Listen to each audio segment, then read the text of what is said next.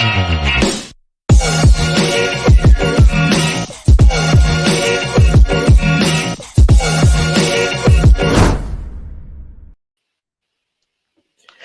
up, everybody? What's up, everybody?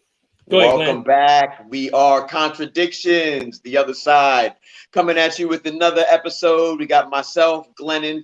We've got Kenny. Go ahead and say a couple words to the people, Kenny.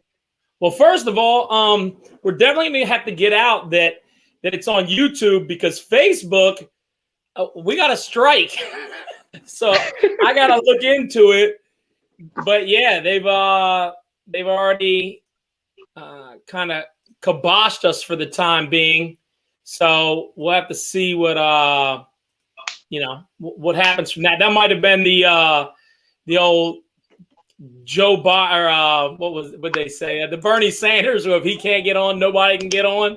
Right. But that is, that it might be because they have a new set of standards or something, but yeah, they definitely did give us the temporary boot. So we'll see what happens. But looking forward to the discussion today. Gonna be an interesting one for sure. Yeah. And Fred will be with us shortly. Fred will be with us to make sure that we stay on task and keep things moving along. But yeah, the topic for the evening, everybody. American culture, American poverty culture, trailer park, ghetto, everything in between.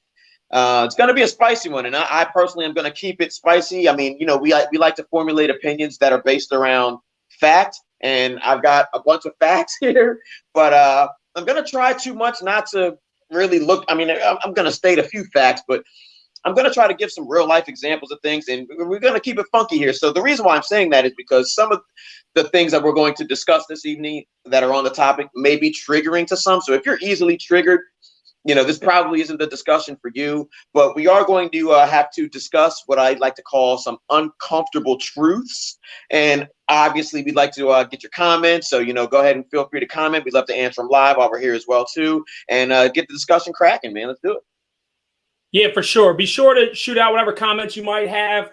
We will certainly get to them as they come up. So to basically kick off the discussion, I think it first comes with defining poverty, okay? Because whenever people have this discussion, most people think of poverty as poor, right? Right. And while that may be true, the way it's defined in America is based off of a chart, okay? And that chart, currently, there's 48 states that abide by the chart, and then you have Alaska and Hawaii. Actually, the 48 states in D.C. follow the same one. There's a higher standard of living in Alaska and Hawaii. Alaska is actually the highest standard of living, but I wouldn't want to live there. Too cold for me. But one of the things that's interesting is poverty is actually based on household size. So, for instance, if you're a single person and you're in Maryland, right, you would have to make less than $12,760 a year in order for you to be to be considered at the 100% poverty level. Okay, and then from that, and I'm just going over this for the people out there that don't know. Then, if you're a single mom with one child or two people in the household, it's $17,240, where the reason that can be screwed up, and this is where we're going to end up at single motherhood real quick in this conversation, because they just say one person, two person, three person, four people. Well, clearly, if it's four hardworking people that are adults all living in the same household, they're going to have if they were making $26,000, you cannot make that work. Right. Whereas if you have one person with three children, it's not that you can make it work, but $26,000 is going to go a lot farther for one adult and three little children. For sure. And so these things, unfortunately, people play with numbers. And so the first thing I wanted to talk about is that, and chime in anytime, Glenn, but it says that poverty is 13% women. It's 12.9%, and men is 10.6%. Yeah. But this is completely misrepresented because most of the time, these women on this list, anytime a woman has a child, it's not that hard for her to hit this list. Right. So it really is over proportionally men that are poor, but women that are poverty, because when you have more children, you can qualify on the list easier. Does that make sense? Yeah, it does. And I think probably the other side to that argument is that men are just genetically, the way men are built, the way we are, we're more equipped to be alone, to be by ourselves, like emotionally. So I think also too, I know there's probably going to be some women in the chat room, but it is a fact that men do make a slightly higher wage for certain jobs than women do. I don't think that's substantial enough to bring to the argument table, or to the discussion. But I think that men living by themselves will probably have an easier time than an actual woman living by herself. But again, if it's a woman, because 9 times out of 10, the reality is the majority of the women are single mothers, and they're single mothers of one that are kind of falling into that category. Even statistically, that's just a fact. So, but in terms of just women and men, no children involved. That makes sense. And well, yeah, that's also when you really break it down, because I've heard this whole wage gap thing. I mean, I was raised by a mom that taught me that all day long. But the problem is that when you look at total hours worked and length of time in industry, then it goes away. And you could actually make an argument that women make more because women tend to have more schooling. Across the chart, women, I'll just give you, for example, women that are white, okay, make up over 60% of the people that have graduate degrees. Okay, so women are getting more degrees than men. That's across all demographics, white, black. Especially in the black community. Yeah, especially in the black community. The biggest gap is the black community. It's only 36% to 44%. That's the highest differential. Hispanic was 40 to 60 for bachelor's degrees, 38 to 62 for associates. White is 60-40 for associates, and 56-44 for bachelors. So women have the higher degrees across the board. But a lot of that is them, the ones that are getting that are being able to do that while the guy's actually working. So if you look at the average men in their industries, they've been in their industries longer. So a guy that may or may not have a degree, but he's been doing that work for 10, 15 years, whereas a woman is more likely to do smaller jobs and change jobs more often. Now, sometimes that's because the guy might move the family, right? So it's not that I'm trying to make any references to whether a woman does it this way or not, but that is the numbers, and that's straight across the board. And I looked at Asian, Hispanic, white, and black. Those were the main demographics that I went across. That's the same. Yeah, for sure. And also, too, just to kind of add on to that, women that have degrees, and this is really kind of sad, but the average person that has a bachelor's degree, the average salary, rather, of someone that has a bachelor's degree is only $51,000 a year. That is not a lot of money. When you're talking about a guy who maybe went into electricity work as an 18-year-old and now at age 25, 26, he's making $70,000, $80,000. You know what I mean? Sticking with it with that level of consistency.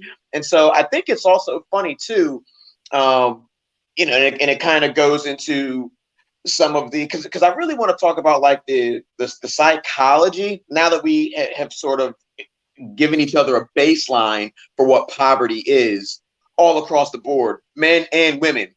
And we don't really have to chop up black, white, so on, because we're going to get to that. But the main premise of this conversation is the psychology of the American poverty culture. And there is an actual culture. And because we can get tied up in the previous conversation for a long time, but I want to kind of actually get to the meat and the nuts and bolts of the conversation to make sure we have time to really discuss it and dissect it. But just to kind of go off what I was just saying, women, especially in the black community, and this is a poverty mindset in my opinion. There was something that came out called the 6 6s. The average woman, and this is kind of all across the board, not just in the Black community, but especially in the Black community. They want the gentleman to be 6 foot tall, make 6 figures, and have a 6 pack. And that's a pretty high standard, because if we're talking about 6 figures across all walks of life, you're talking about 10 to 15% of men. So automatically, you're cutting out 85% of men, right? And there's this whole myth, and it's been debunked about, especially in the Black community, about Black men. There's no viable Black men for women because they're all locked up and this and that. That is an old 1980s talking point, and honestly, I just take it back to The Color Purple, because it's been debunked. 51% of Black males are single and childless. 64% of Black males are in the middle class. So with that being said, well, at the end of the day, that I think is an interesting point, because so often, but here's where it's a misrepresentation. And I think part of that is because for so long, and men of all colors, but specifically Black men, are painted with this brush when you have single parenthood levels at the levels that they are. Then the problem is there's children there, right? So you have this single mother. She has, and we'll get to this maybe later on, or maybe we won't. But Black people, it's actually Mexicans then Blacks in terms of the most children per woman. So the woman that has children, she tends to have 3 or 4 children. Okay, right. So those people that are having 3 or 4 children, and they're the least likely to not have children. So as these women are having children and having great numbers of them, let's say they're women and they're growing up without a strong male influence for the ones that are in a single parent family. So I think that has a lot more to do with the divorce system than just saying that all these Black men are in jail. That's not, the numbers don't bear that out. So everyone can't be a victim. And then you say, oh, the Black men must be all just in prison. It's like, no, but you're keeping children away from them. It becomes very difficult for that guy to even be able to survive. And I don't want to get all male on this show because we have 2 men, but the reality is that I hear people talk all the time. Somebody says, man, I only get $1,500 for my child. How am I supposed to make that work? And I say, well, you do realize you're both responsible. So that would be $1,500 from you, $1,500 from you. That's $3,000. You can't make $3,000 work with the child. So people have these images, and especially if you grew up in that situation, you didn't. It's so off. The perception is so off, man. And I'm glad that's such a key point, man. It's like, and the last thing we want to do is be like bashing women or anything like that. Yeah, but we've seen it. You guys have seen it. It's hard for them too, but you gotta start, right? You gotta start trying to have these situations. And I know lots of Black fathers who are great fathers, and they're divorced and broke up, and when the women let them be around their kid. And here's the thing. Let's say for a second that this guy was a piece of crap. He cheated on her. He was terrible, right? Right. Okay, it's still his kid. And the more that somebody is around their children, the better father they become. What's funny is the better person they become. Yes, a better all-around person you become. And especially if you have that child taken away from you and you have to proactively do things. And that's where I wish that they would have more incentive-based things to do that. But instead, they're so pressed on the child support side that if you're trying to work those extra hours, then you're not going to see your kid. And then you have this person bashing you the entire time in terms of, and don't get me wrong. Look, we understand, ladies. We understand there's some guys out there that ain't worth their 2 cents, okay? But the reality is it's the same percentage of moms that ain't worth nothing.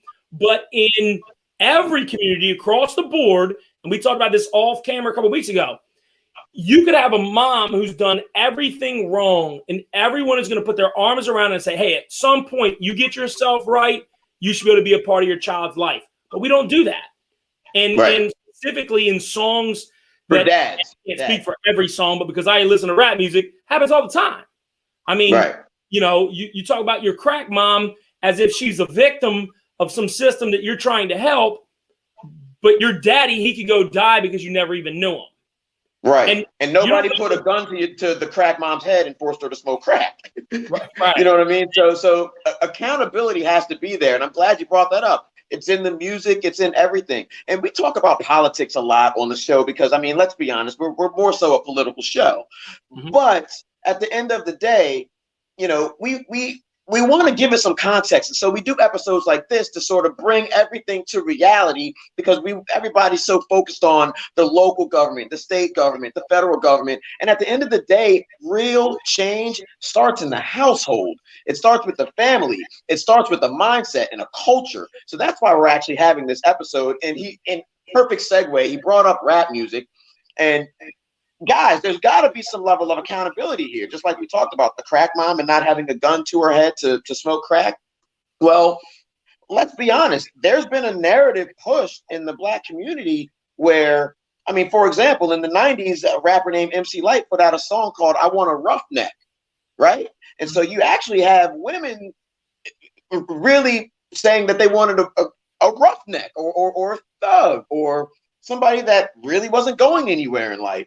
And I'll give a prime example of this, something that I think everyone will be able to wrap their head around.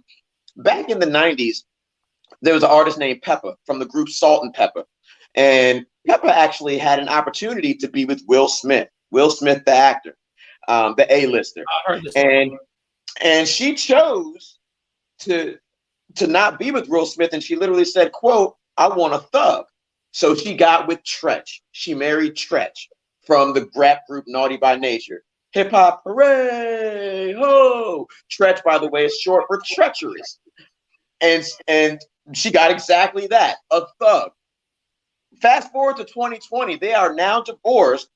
Peppa just signed a deal with Lifetime, you know, the TV network, to do a movie on her life and how she's this victim and how she was abused and how Tretch was putting hands on her their entire marriage. And it's like, but you're a bad picker. You wanted a thug. What did you think? You wanted a thug. You got a thug. And then you want to cry victim when he's laying hands on you. Like, I don't understand the psychology. And let me say this because there's going to be somebody that watches this that wants to play victim and says that we're saying it's okay. We are not. We are not. Of course it's not okay. But I totally agree. It's amazing to me how people go into court and they say this other person, right? A girl will come in there and say, this guy did this, and this. And it's like, you do realize you slept with that dude, right? Right. Like, you realize you willingly put him in your body, let him do his thing in you, and have a baby. And then a lot of times 5 years later, you're like, oh, he was the worst guy ever. And then it's like, okay, so what kind of guys are you going to date now? Now that I'm out of the picture, there's going to be some God guy that comes whistling in on some perfect gentleman. That's the guy you're going to date now? Like, right. And it's crazy. And, you know, for one, people's relationship skills in dealing with certain people, because let's be honest, ladies, I mean, a lot of women, once you've been married to a thug and you've gone through that, I mean, and I pray that, you know, that's why I'm always an advocate of therapy and things like that. But a lot of times those women are really not capable or even qualified to deal with a good man. And then you have to be honest. You can't think that you're going to be in an abusive relationship or something like that and then come over 10 years later when your sexual marketplace value has declined. You're now bringing a child.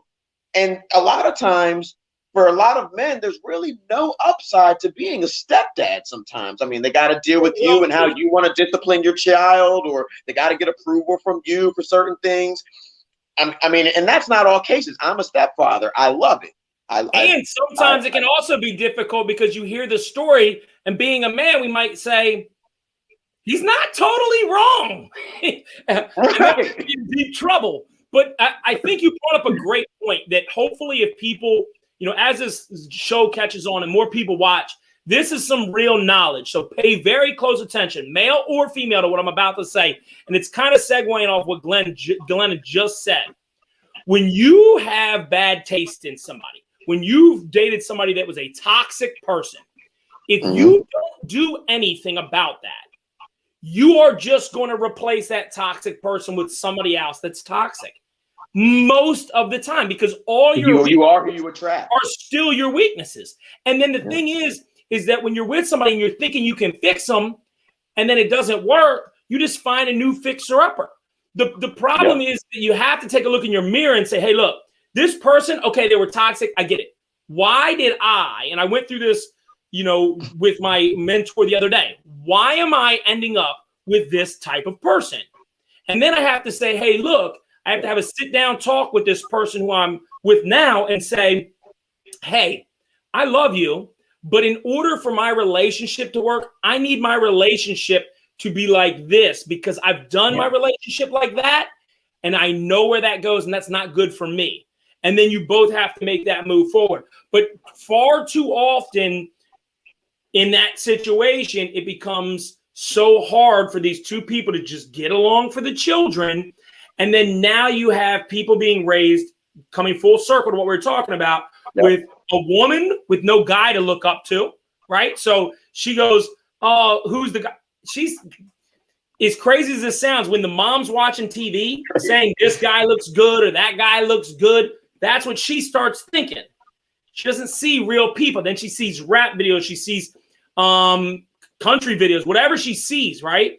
People see a country singer, oh, this person, they drink beer. It seems to be great for them. They're sitting on the back of a truck. They're happy as hell, Right. And so you start, for me, I used to look at Dr. Phil, right? I mean, not Dr. Phil, Phil, the lawyer from Fresh Prince of Bel-Air, right?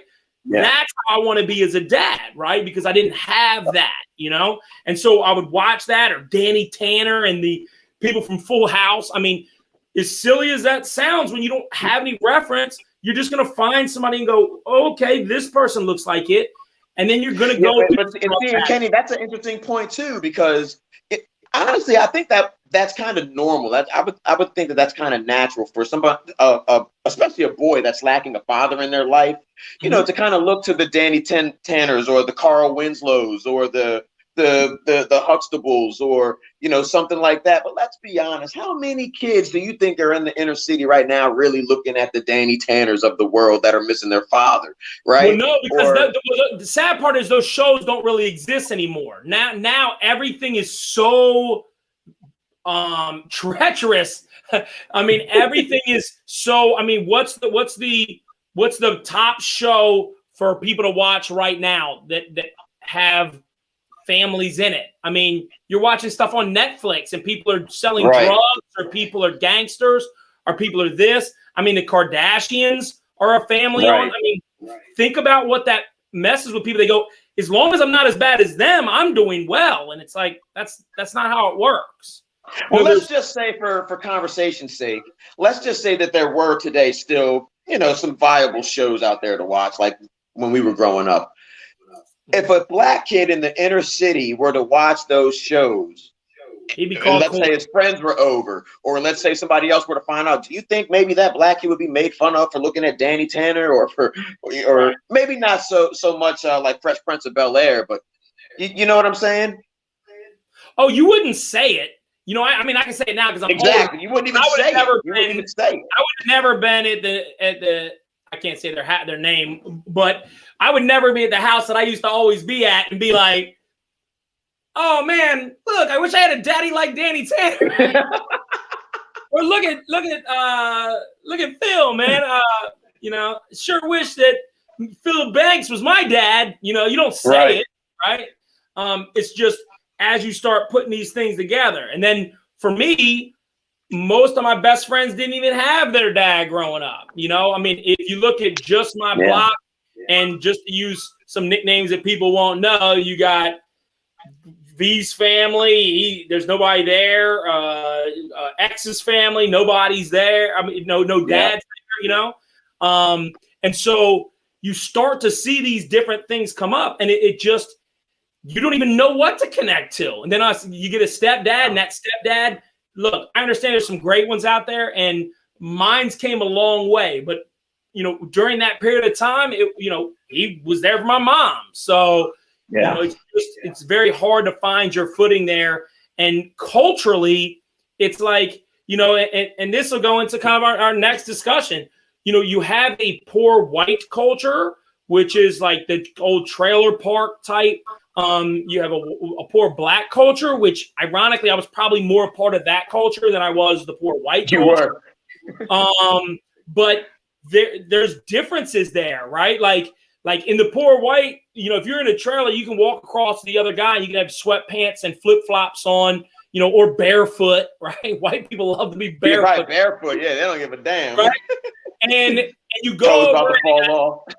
They got 3 dogs. Their house smells like cat litter, and that's your poor white friend, right? And then but you can sit down, you can get high, you can drink, you can do whatever. You go over to your poor black buddy's house, and you got to have your shoes at least right. Like, right. There's a meeting out there that said, a black dude is in deep shit when his shoes are dirty, because that means you really hit the fan,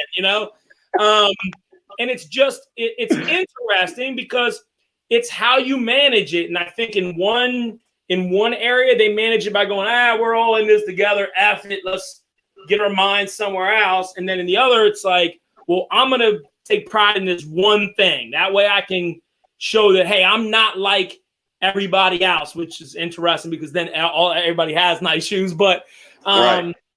But I mean, it's how you manage it. And unfortunately, you become, and I don't think I told this story online, so I'll bring it up. I think I talked about it offline.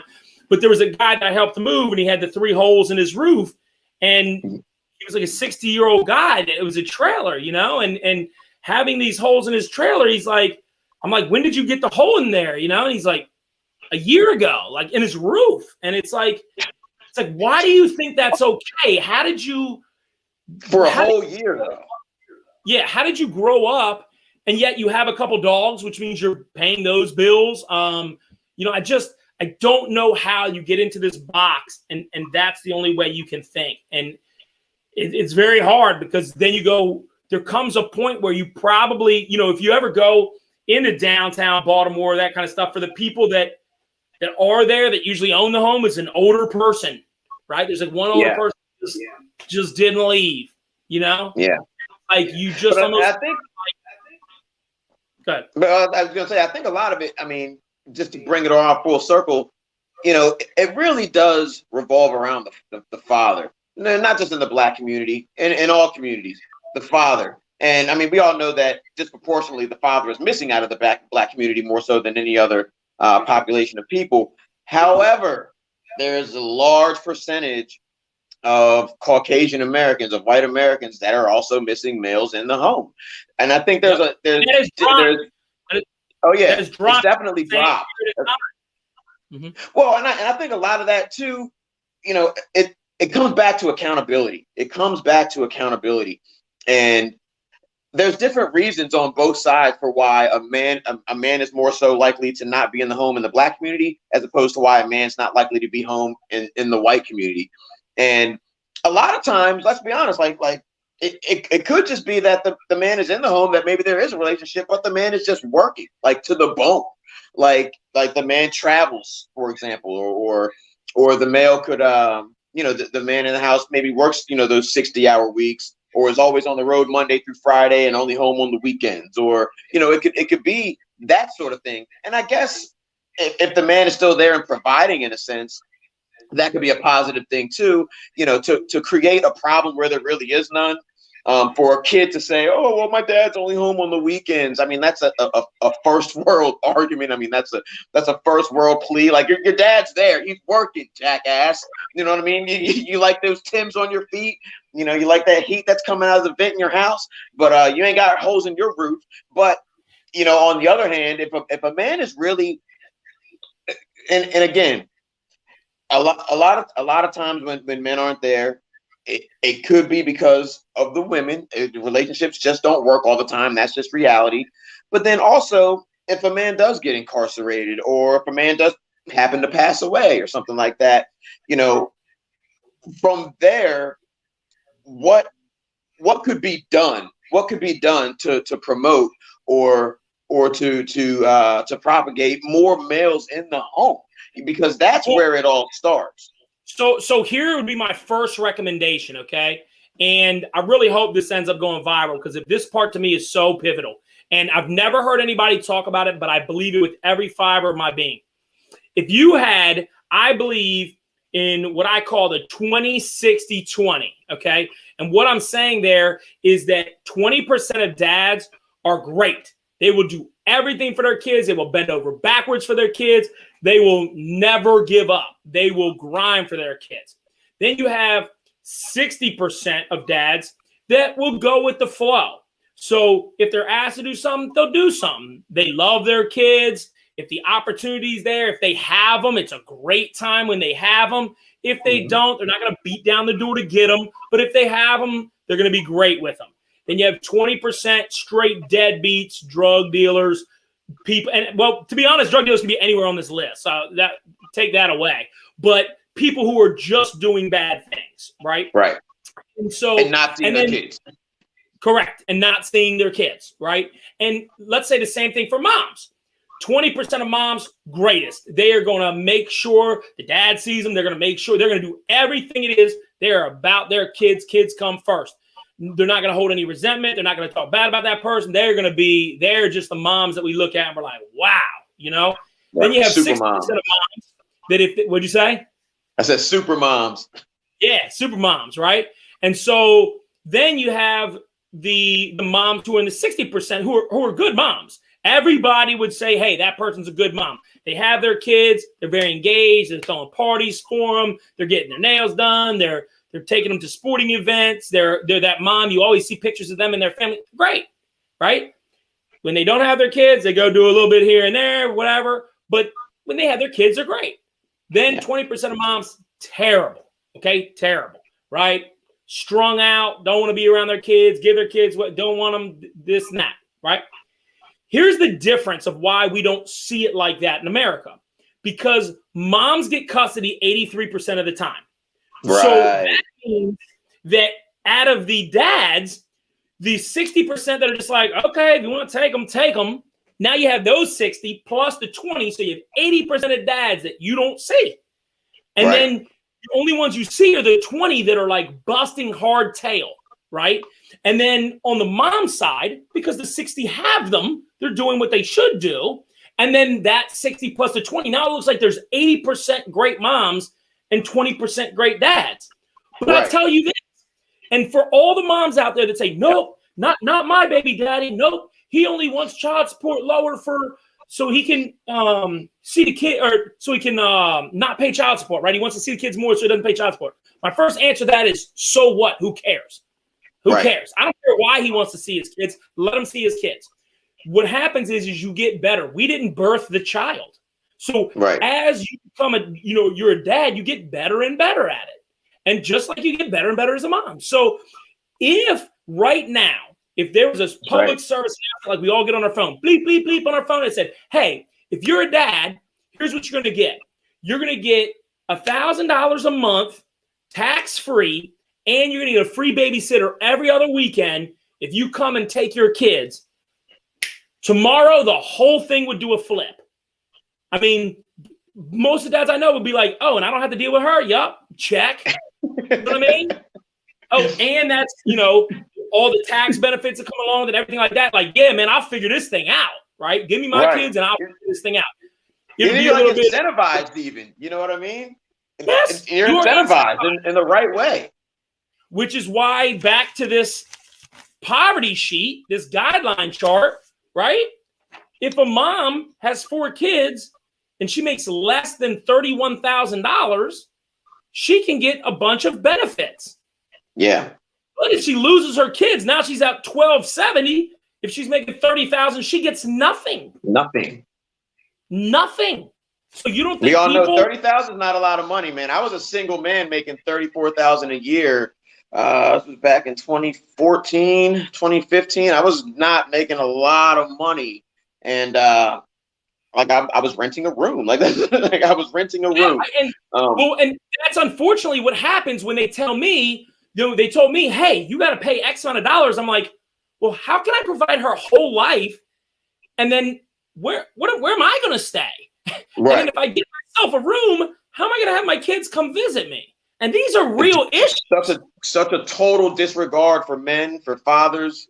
But what you just said is spot on, and because it would incentivize men to do the right thing, and not to say that they need to be incentivized.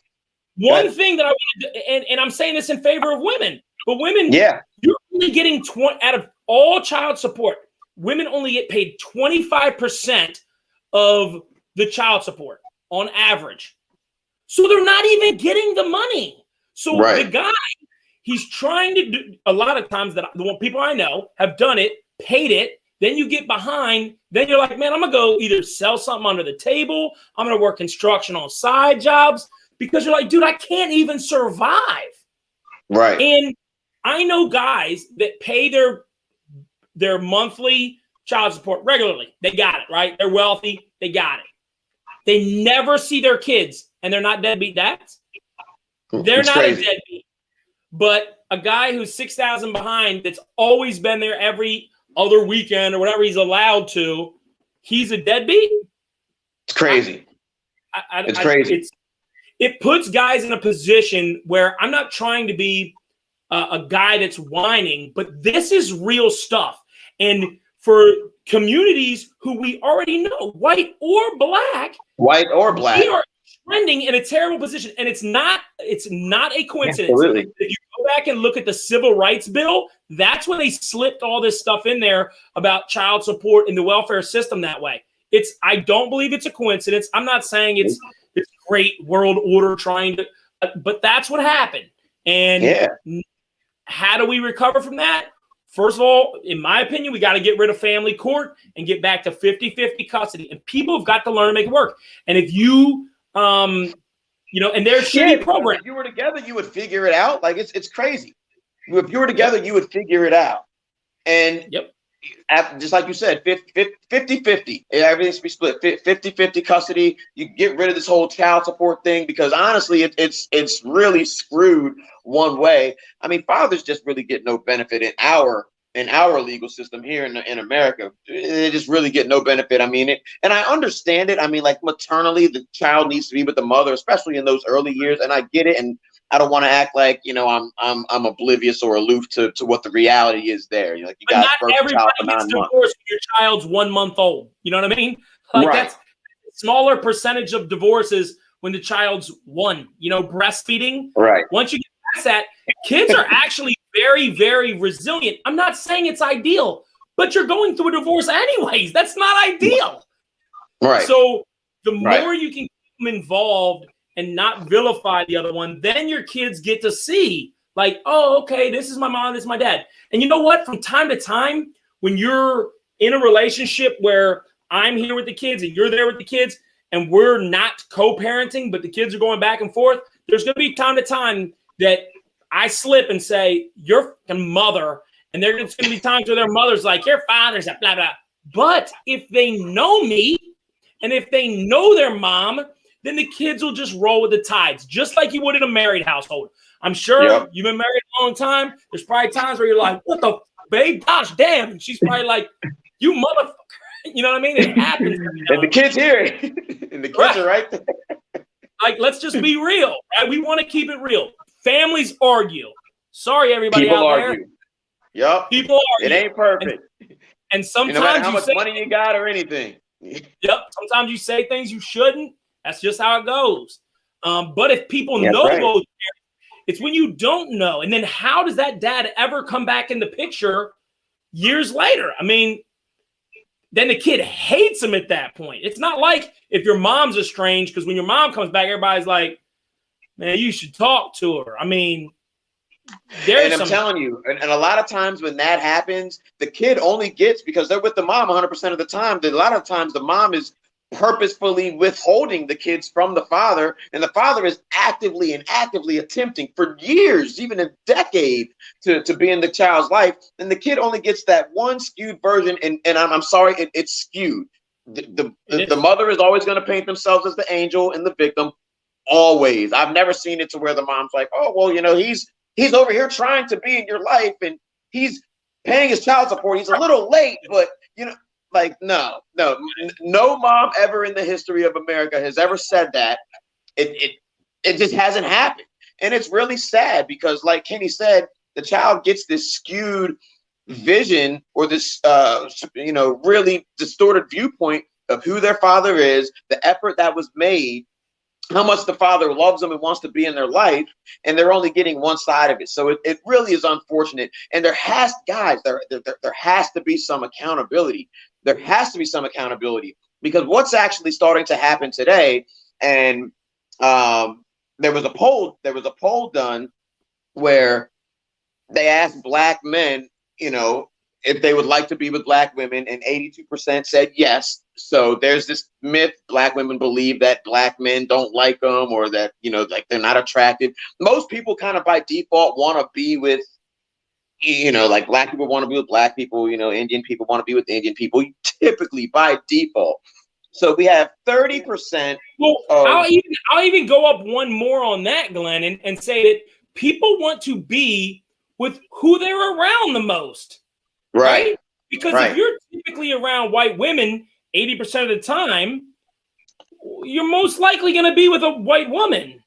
If you're black and you're around mostly black people, if I'm around all black people, I'm probably going to be dating a black girl. I mean, And I'm a prime example of that. My wife is white.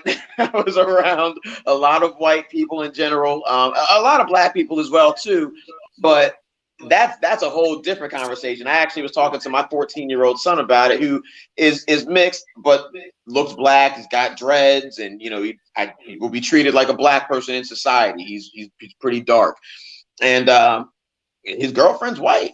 And I'm like, hey man, you don't like black women? And he's like, man, and this is just the truth coming from an honest, no malice 14-year-old child. Children. Yep. 14-year-old child. He said, no, man, they're loud and they're kind of scary, and they always have an attitude. And I said, well, they're not all like that. I mean, like grandma's not like that. And, I'm giving him examples. He's like, yeah, man, but the girls at my school, he's like, they're ruthless. And he's like, and it's really sad because they think it's cool to be that way. And he was like, I don't want to be with some girl that could beat me up.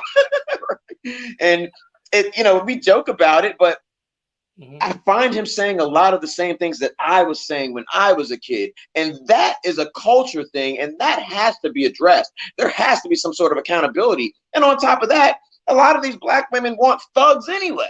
We've already gone down that. So there has to be some accountability. Like, and let me intercede with this little point. Again, speaking directly to people who are watching this, who may get triggered. We're not talking about you. Okay, we're talking about a culture that is enabling this, and we all know that it's there. We do. There's the ratchet white chicks standing there right with them, doing all the ridiculous nonsense that we're talking about. I mean, my daughter today, first of all, my daughter, my 12-year-old, just likes black boys better than she likes white boys. She just does. But she gets bullied and harassed on the regular by black girls. And it's always kind of the same thing. Now, I have lots of black women that I love. But it's hard. I can't tell them their reality isn't reality. You can't tell your son, that's not what you see. You know what I mean? And that's frustrating because clearly you're black. Clearly, I have lots of people that I love. I mean, just for people that don't know, because you just brought up your mom, his grandmother, well, the sweetest people you'll ever meet. Ever. I mean, soul of the earth. I mean, and a great cookie maker too. Yeah. But, yeah, you did get a cookie. And it's sad because I can imagine, I actually think of things differently. I think I feel really bad for that black girl who's doing things the right way. She's trying to. Yes. And she's but the majority is messing it up for her. The majority is messing it up for her. That black girl that really is, all the things, because it's another thing too. A lot of women don't understand what men want, especially the men that women say that they want. Like if you ask a woman what she wants, she's going to say, oh, well, I'm educated and smart and this and that. But men, especially the men you say you want, that six-figure guy, he doesn't care about your money or your education. He understands your money's yours. If you ain't saying nothing about cooperative, submissive, fit, feminine, friendly, that's what men want. They want a stress depressant, not a stress. I feel like I keep having to play Fred's part here. Look, guys, submissive is not the negative connotated word everybody thinks it is. It is not. It is not. like beat you into submission, okay? Or choke you into submission. It's not that. It just gives an order, and a guy, like I've always told, that I want a queen, right? The king is going to look for the queen, but the queen knows the king is the king. That's how it goes. Yes, that's what it is. No, not at all. Not at all. Because there are some amazing, simply amazing Black women out there, as you know, Miguel.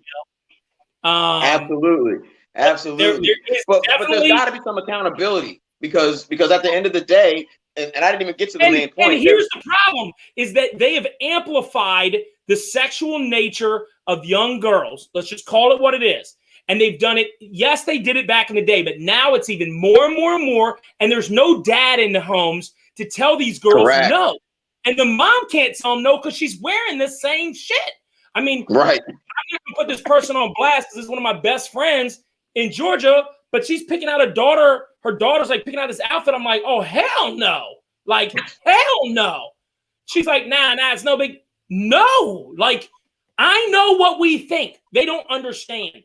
They just not having a man around. And it's weird because if you say this, then people are like, oh, what are you, a pervert? And it's like, kind of, to some, a male is just different that way. And no, I'm not a pervert.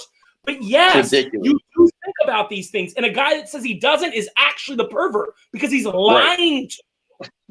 And so lying. Yeah, he is lying to you. If he tells you that short skirt looks good on your 15-year-old daughter, he is a pervert. He's lying to you. It's not good. No, like turn around, go put some more clothes on. Like, and that's exactly the same thing, man. Like Miguel, man. Shout out to Miguel and his family, good peoples. But to automatically assume that someone is bashing Black women, for one, I don't have a dog in the fight. Why would I do that? But it's like to hold somebody accountable for that to be misconstrued or perceived as bashing. Like this is the truth. These are truths. Again, like Kenny said, I can't tell my 14-year-old son, oh no, that's not what you see. That's just how you perceive it.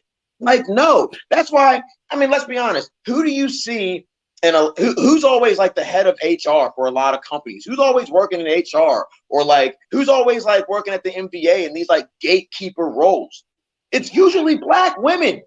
Which there's some truth to it, and that's what the sad part is, that they're being used to weaponize. They've been weaponized by corporations. It's a shame because there is a strength that a lot of them have that is actually very, very admirable, and they could be that queen as a culture. I mean, it's amazing to me how awesome I have so many older Black women that are friends of mine that I care about so deeply. And it's like, what about them? Like they're just having these, and I'm talking about the demographic between 13 and 25, 13 and 28 now, maybe. And it's how do they even get it? How do you not have that reality when most of the culture is so programmed to you that way? Man, and at the end hold of on, the day, Miguel's got a great question. Let me I'm gonna try to answer Miguel's question, then go ahead, Glennon, and you say what you think. But the reason why I don't think those issues pertain to white women is not that they don't. It's just that culturally, whites aren't exactly, first of all, the percentage of fathers in the home are higher. So you're more likely to right off the bat have a dad be like, hey, what the hell are you wearing? They start to see more, and maybe this is something culturally that we can change, but there is a lot more family oriented, because there's more single parent families in the community, they pander to that in the media. So that's what you see. And it's actually not even as bad as they show it. So with white people, they tend to still have them in families. And so there's a little bit more checks and balances there. White women don't tend to be as aggressive as a Black woman in terms of, because they have that aggressiveness already in the home. And so unfortunately, and they tend to, depending on, if you're talking about just poverty white women, you're probably right. They probably A lot of them probably have the same issue because most of poverty is single parent family. So regardless of color, when you're on that demographic, there just happens to be a higher percentage. So the percentage of, yes, there's more white poor people, but it's 40% and they make up 60% of the population, whereas black people make up 13% of the population. Correct. And they're 36% or whatever it is. And you feel that more, and you feel that more. The black community is close knit. You feel that.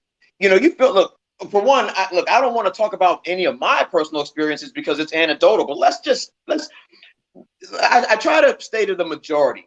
Majority of people, 80% of people across the board want to be married, right? So I'm not going to talk about the anecdotal 20%. Let's say most people, most women want to be married. Want to be married, want to be in relationships. Most people. The reality is that 70% of black women go unmarried, right? And 30% of black men marry out, meaning they marry somebody outside of the black race. And that 30% are people of bachelor's degree or higher. So if you ask the average black woman, about this, they just get mad because there's been studies on it. They actually just get mad and say, oh, well, I don't care. I don't know any company you could go to that was losing 30% of their customers, their top customers, top most educated customers. And they would just say, oh, I don't care. But this is the reality. And so if we want real change, we talk about politics all the time. Again, it has to start in the household, and there has to be more men in the household. And just to kind of bring it back full circle, because I never actually got to my point of the statistics, they actually 80% of black men would just rather be alone. And that's kind of what I was getting at. They would rather be alone than deal with somebody that was a stress agitator, right? A stress stimulant, right? Men don't want to be stressed out after going out and dealing with the world and competing, battling. They don't want to have to come home to any sort of nonsense. So when you hold black women accountable for this, and you ask them, okay, well, what are you doing to compete? What are you doing to compete? Because we all know in the black community, amongst men and women, there's a weight problem, there's a junk food issue. All of these things, these little things that seem so small, all trickle down to the grand picture of now they're talking about by 2053, the wealth gap is going to be the average black family has $0. The average white family is like $106. That's crazy. That's crazy. Where are we going to go from here? Are we just going to continue to say, oh, well, the black mother runs the family, which is a lie and a myth, or that the black mom is the leader? That's not the truth. Again, there's so many good black men that are being misrepresented. And most black men want to be with black women. Where is the discrepancy? Why is it not happening? That's the question. I don't think this is anecdotal, and I will answer. Miguel, I will answer your question. Do you think being strong is aggressive? So I'm going to answer that in a snippet, but then I really want to get to this point. I got something. I want to answer that one too.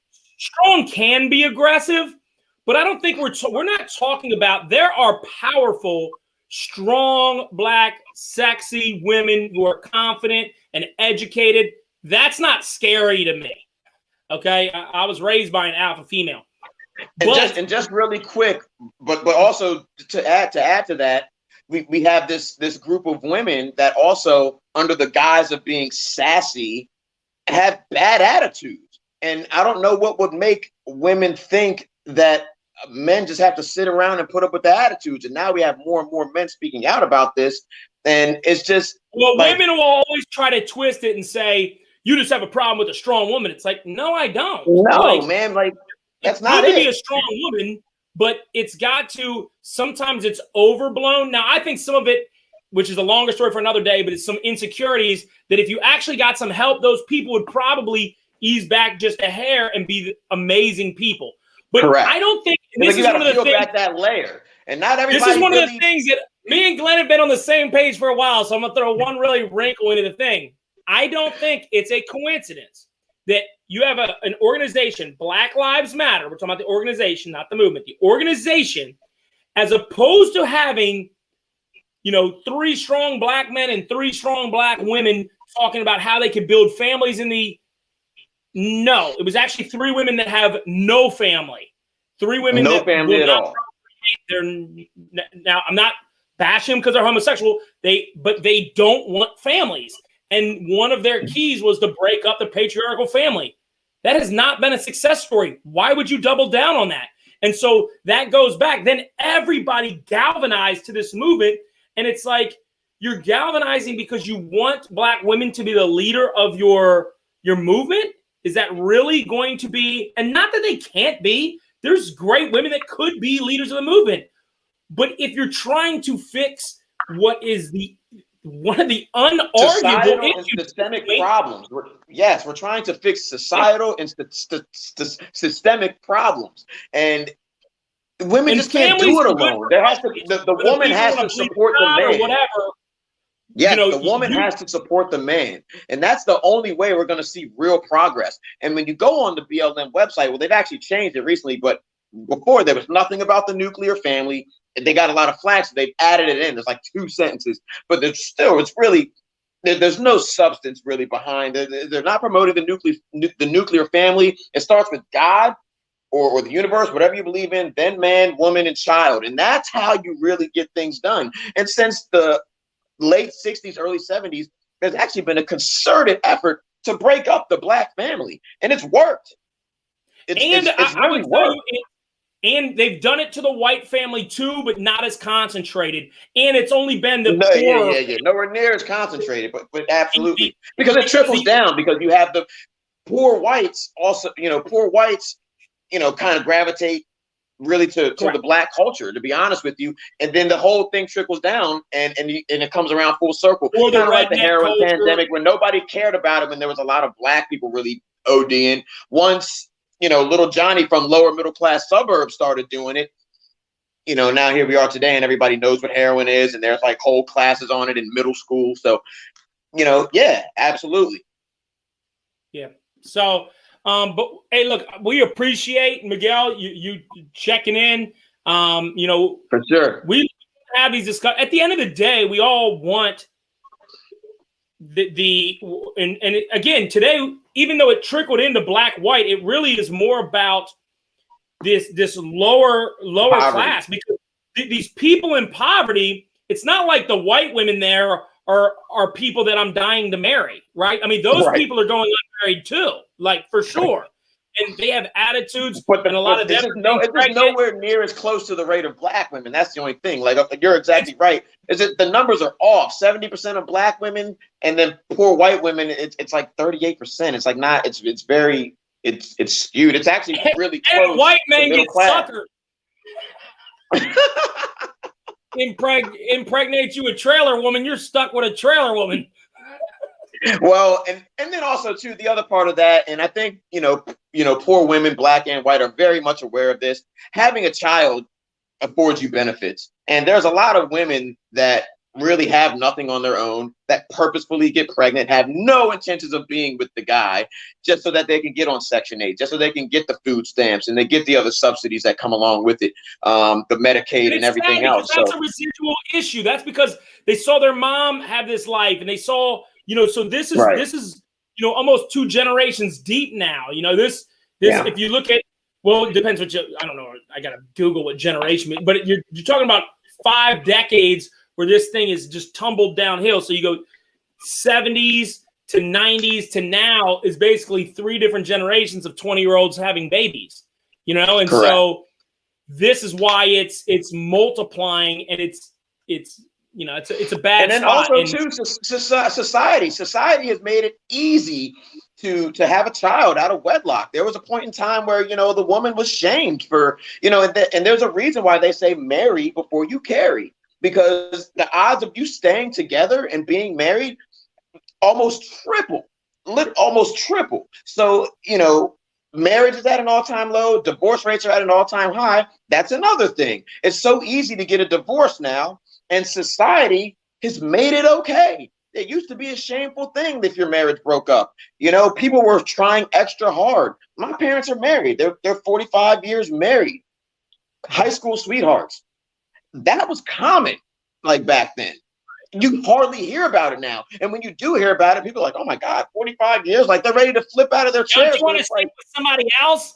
Right, that's what I'm saying. And it's horrible. It's horrible.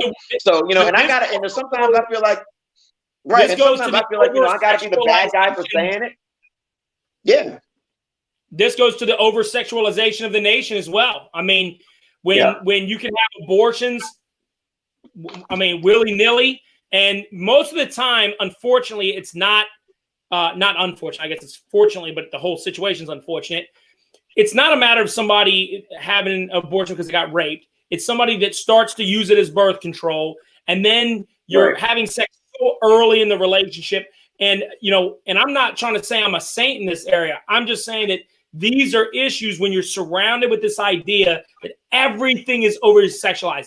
And now it's even children. I mean, you got drag now and all these other things. It's like, where do we go from here? The only safety sanctity you have is your home. And if your home has two parents in it, it's going to be better. Because here's something, this is a very pro-woman comment right here. Men need women. We need you. We need you. Need you. And we actually I wouldn't need be where you I'm at all without my wife. We don't need you to be weak. We don't want you to be weak. We want you to be strong. We just also want you to recognize our strength and position as a patriarch. That's it. And believe it or not, it's going to be better for you. It will. All the stats say it will. It'll be financially better for you. You'll have more successful marriages. You'll be happier. And you'll live longer. Everything. There's so many benefits to being in a successful marriage. You know, the thing, you know, I wish so many times that I would have learned. I don't know how I would have learned, but if there was an emphasis on making things work when I was a child of a divorced parents, they were divorced when I was 2. So I never really knew my mom and dad together. And then my mom got remarried, but he really didn't take on that role as a real dad to me, and till later in life. And it's like, okay, how do we get, well, if I would have had a regular relationship with my dad because the child support thing didn't drive a huge wedge in between them, and if there wasn't all this bitterness, then maybe I'd have seen my dad some, seen my mom some, and then maybe I would have not had to go through some of the things that I went through. Now, maybe I do. And who knows, maybe these are issues that will always happen. Poverty is always going to exist, but it doesn't mean that we can't do better. Just like racism, just like all hate, terrorism, right? Everybody, we're going to eliminate it. Like, no, we're not, but we can still do things to push the ball forward in the right direction. But Glenn, what you got? Go ahead and take 30 seconds and send us off the right. Yeah, man, I appreciate everybody hopping on tonight. Appreciate everybody's comments. Again, this was kind of a triggering, kind of a touchy subject, and sometimes I feel like I have to be the bad guy in bringing some of these facts forward, but I try to stick with the facts and then even, insert a few personal experiences. I know I talked about my son a little bit, but at the end of the day, guys, accountability is real. We've talked about it. We've talked about it on previous shows, a slew of them. Just go back and watch a few of them. But, we got to start holding ourselves accountable. Men, we got to make sure that we're in a position to do well and provide for our families. That way, a woman actually feels comfortable allowing herself to be led by a man. And trust me, it's natural. A woman wants to be in that feminine role.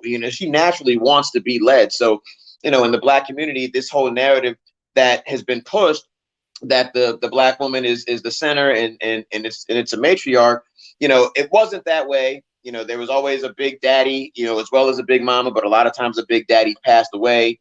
And that part doesn't get talked about. So we got to get back to center focus, talking about the nuclear family, how we're going to strengthen the mother-father relationship and, coming full circle and how that affects the child.